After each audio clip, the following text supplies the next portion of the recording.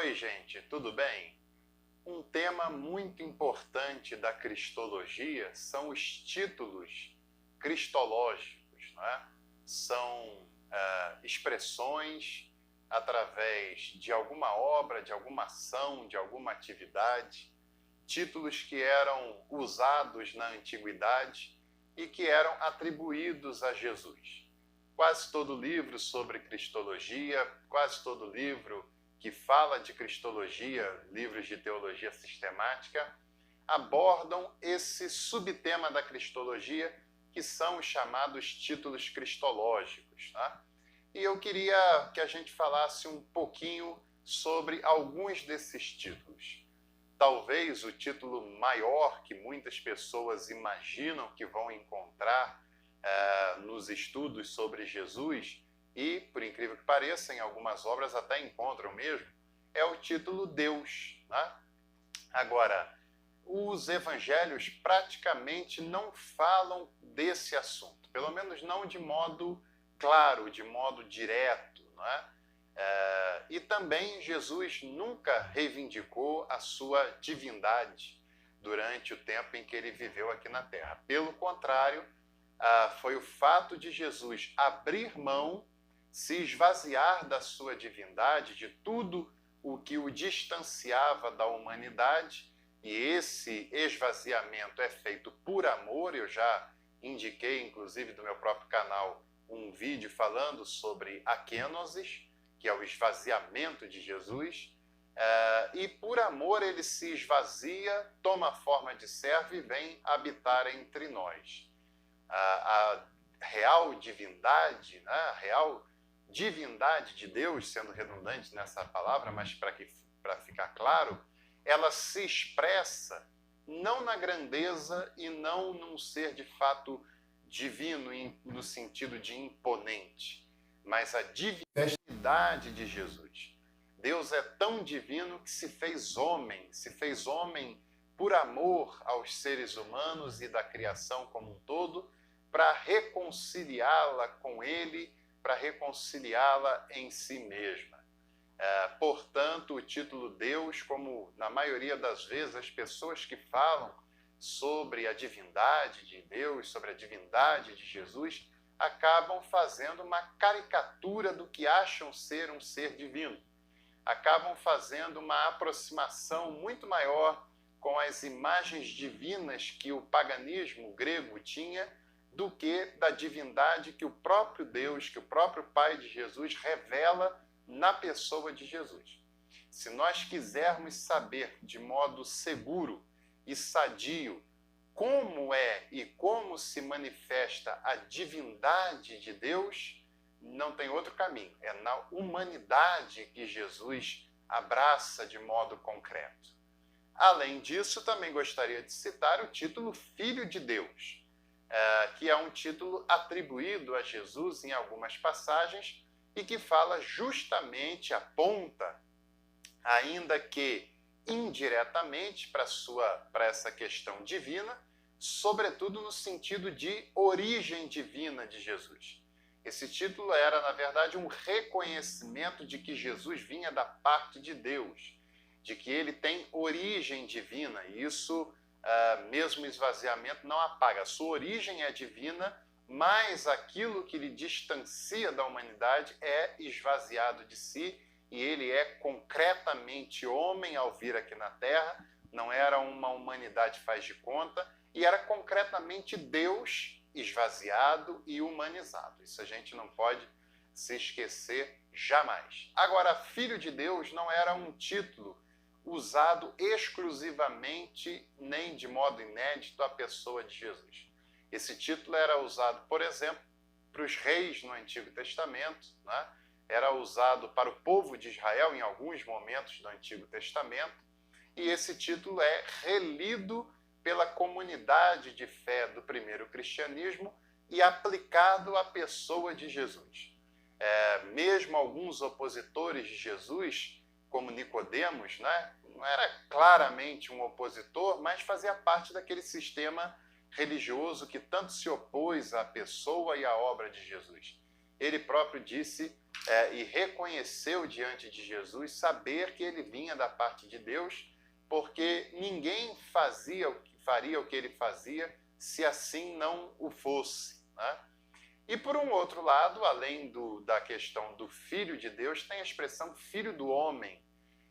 E Filho do Homem é um apontamento claro, um apontamento direto para a humanidade de Jesus, para deixar claro que Jesus é Deus esvaziado e que é um ser humano concreto, como nós, como eu e você, igualzinho à exceção do pecado. E pecado significa fechamento para Deus, ruptura com Deus, porque muitas vezes nós pensamos no pecado num sentido muito moralista do termo, como sendo coisas erradas que alguém faz ou deixa de fazer, e quase sempre essas coisas erradas estão relacionadas a questões de sexualidade, de moralidade, né?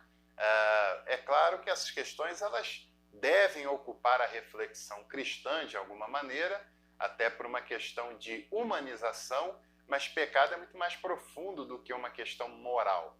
Pecado é, na verdade, a ruptura da relação com Deus.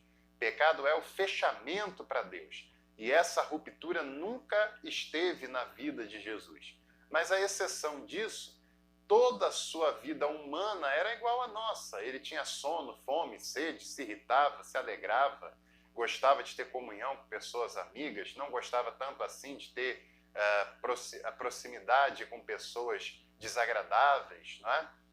E assim por diante. Era de carne e osso, só estava em um lugar ao mesmo tempo, nasceu de uma mulher, era uma criança recém-nascida, teve que aprender a engatinhar, a andar, a falar, enfim, todo aquele processo pelos quais os seres humanos passam. Porque é bom enfatizar isso, embora pareça óbvio, mas para algumas pessoas e em alguns discursos que a gente ouve, parece que a humanidade de Jesus era meio que um faz de conta, né? Parece que Jesus veio aqui numa aparência de homem, lá como o gnosticismo dizia, que ele veio, todo mundo via, e era até de carne e osso e tal, mas quando ele queria, dependendo da situação, da ocasião, ele reinvocava as questões da divindade como sendo um sinônimo de sobrenaturalidade, pronto, resolvia aquele problema e seguia adiante. Alguns, inclusive, deixam implícito que até a cruz, até o sofrimento, ele passou como Deus e tal. Mas se assim o fosse, gente, não teria o menor sentido esse processo. Seria uma grande balela, um grande teatro, um grande faz de conta. E não é assim. João diz que o Verbo se fez carne, o Verbo encarnou, se fez humanidade, se fez história, se fez carne e habitou entre nós, lá no original, e armou a sua tenda entre nós. Ou seja, ele veio para ter morada entre nós, ele veio para ficar, ele veio para ser, de fato, um de nós. Ele não veio aqui só para ver como é que estava, não veio a passeio nem de férias, veio para ficar e assumir concretamente a humanidade. Isso é importantíssimo e nós não podemos nos esquecer disso. Também tem o título de Kyrios, Senhor.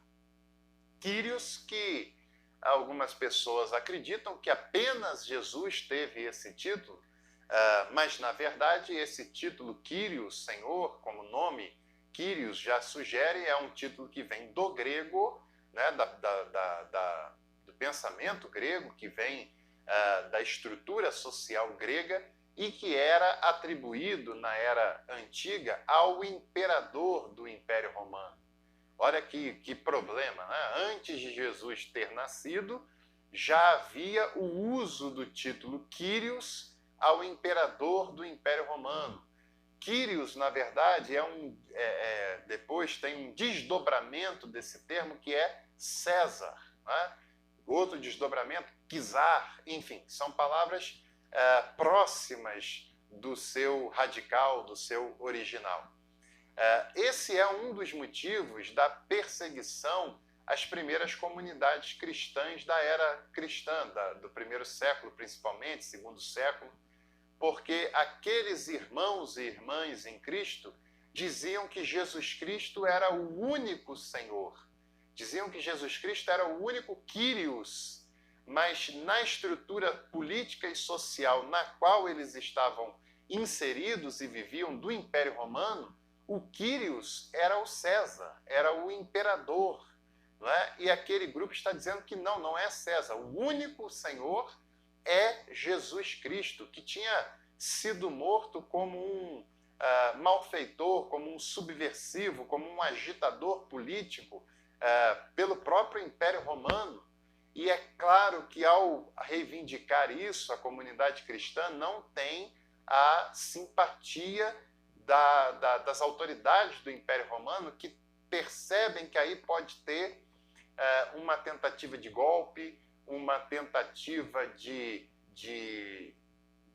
bagunça social, né, de agitação político-social, e também é um dos argumentos, embora não fosse o caso, né, até porque nos 2 primeiros séculos o cristianismo era um grupo razoavelmente pequeno, sobretudo em comparação com a mega estrutura do Império Romano, né, nem faria sentido isso. Mas essa é uma das argumentações do Império para a perseguição dos cristãos.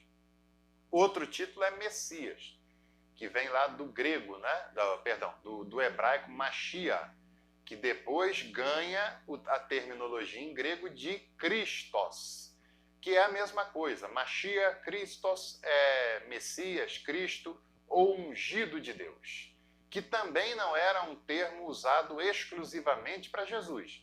Já foi usado para o rei de Israel, já foi usado para o próprio povo de Israel, ou ungido do Senhor, agora passa a ser lido pela comunidade cristã como sendo Jesus, né? Aliás, ele não é um ungido, ele é o ungido. E depois dele não existem mais ungidos de Deus, porque na prática todos nós, crentes, homens ou mulheres, tenha cargo na igreja ou não, seja chamado, vocacionado para o ministério pastoral ou para qualquer outro ministério, todos e todas que estão em Cristo Jesus somos feitos ungidos por meio dele. Somos sacerdotes e ele é o sumo sacerdote. Não existe mais um grupo específico, destacado de ungido do Senhor. Essa terminologia no cristianismo não existe mais. Existem pessoas vocacionadas, chamadas por Deus, capacitadas por ele para uma obra. Agora Jesus é o ungido do Senhor, né? E outros pontos que a gente precisa tratar, aquela tríade clássica dos títulos cristológicos, que são rei, profeta e sacerdote. Rei porque Jesus era da tribo da realeza, Jesus era da tribo de Judá, né? Jesus não era da tribo de Levi, porque se Jesus fosse da tribo de Levi, isso invalidaria a sua ascendência real, porque Levi era a tribo do sacerdócio, não a tribo da realeza. A tribo da realeza era Judá, de onde vieram nomes como Davi, Salomão, Roboão, até chegar em Jesus.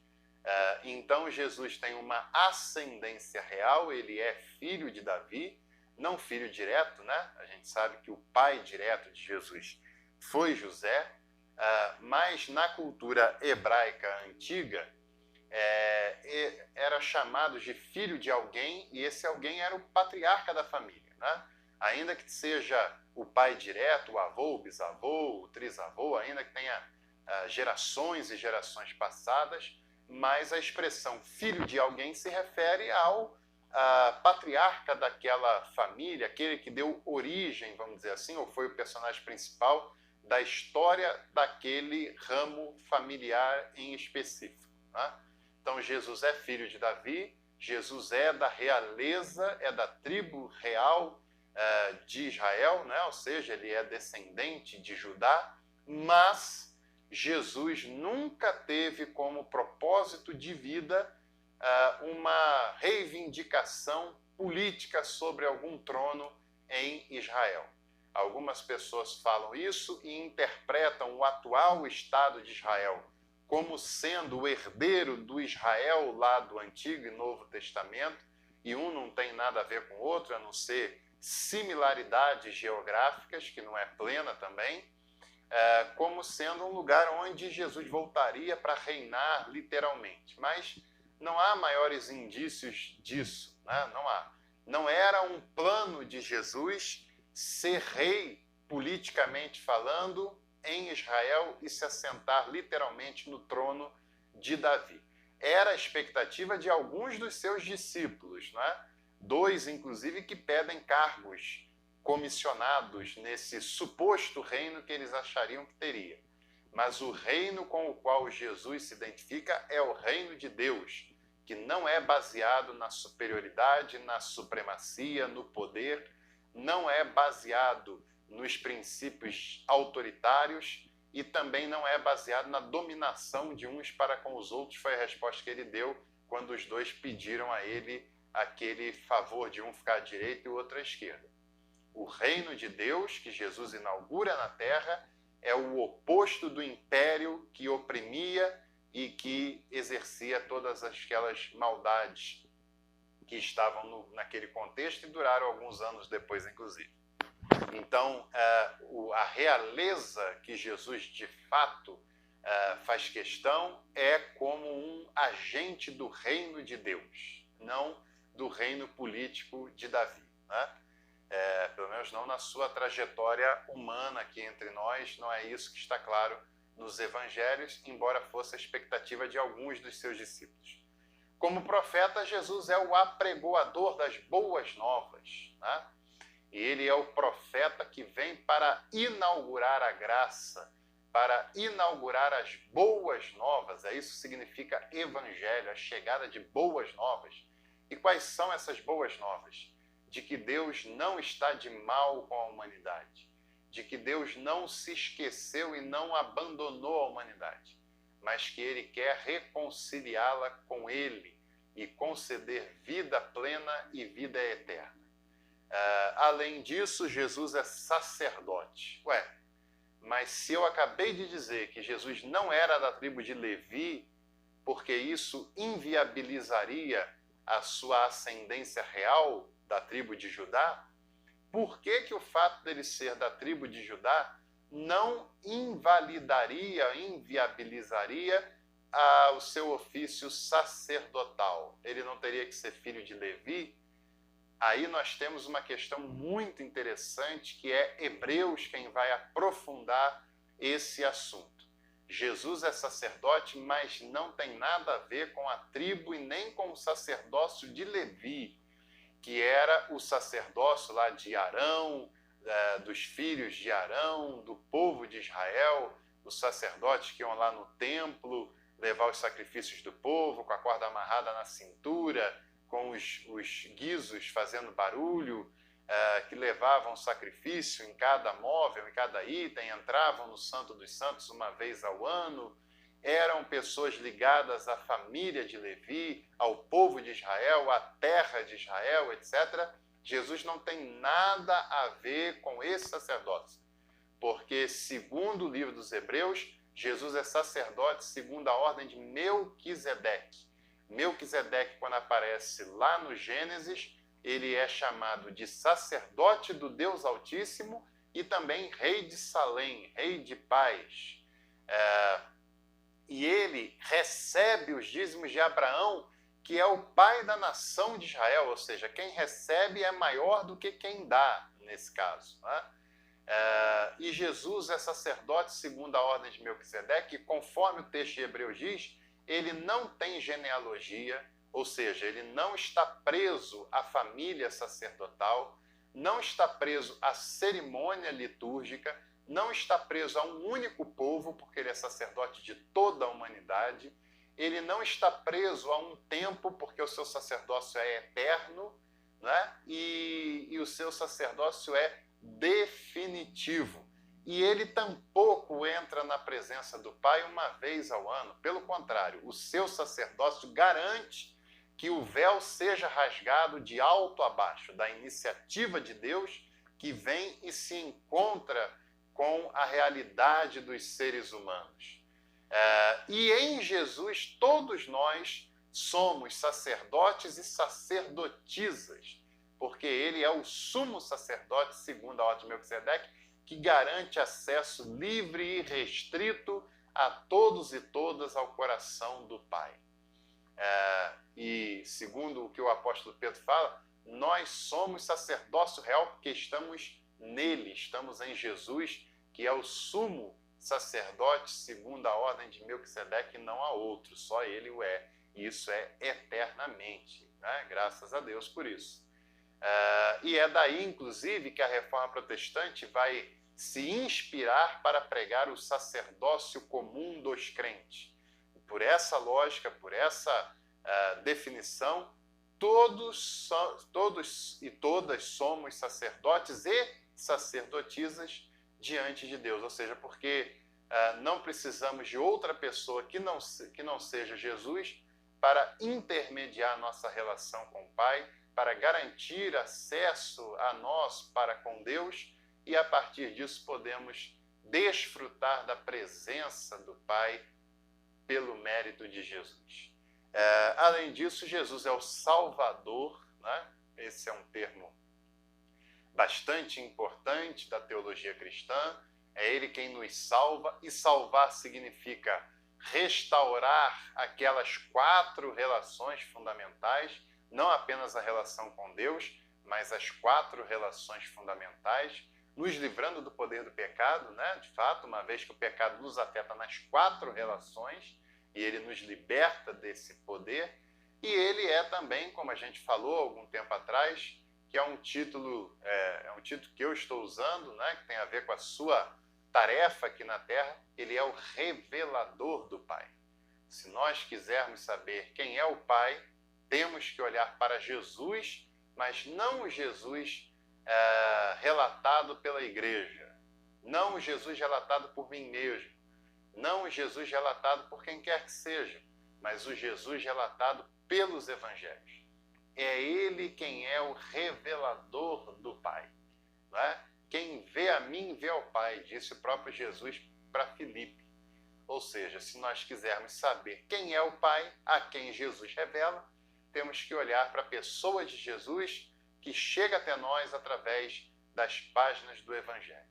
Só para concluir esse nosso vídeo, essa nossa aula, eu deixo para você 2 indicações de livro.